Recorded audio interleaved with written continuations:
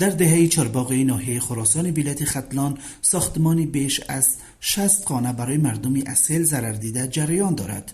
مقامات پیوسته گزارش می‌دهند که ساختمان خانه‌ها به تشبث آنها صورت می‌گیرد. ساکنان می‌گویند اگر در آغاز مسئله را جدی مطرح نمی‌کردند و از بی‌توجهی منصبداران اعتراض نمی‌نمودند، ممکن بود به زمین و خانه نو نمی‌رسیدند. آنها اظهار امیدواری میکنند که غمخوری‌های مقامات دوامدار خواهد بود، نه نمایشکارانه. آنها میگویند پیش از این حادثه و راهبندی روز 24 مارس نیز دهه حلقجر ناحیه خراسان را سیل زده بود. هرچند آن وقت ضرر مثل حادثه بعدی زیاد نبود، اما سری وقت یاری نیز رسانیده نشد. مردم آن وقت مشکلشان را بین خود حل کردند. همه وزنینی را به دوش خود گرفتند. کسی یاری نکرد. اگر آنها نیز مشکل را به رسانه ها میگفتند، شاید کسی مدد میکرد، میگوید که از ساکنان. دفتر مطبوعاتی حکومت ولایت ختلان روز 28 ایون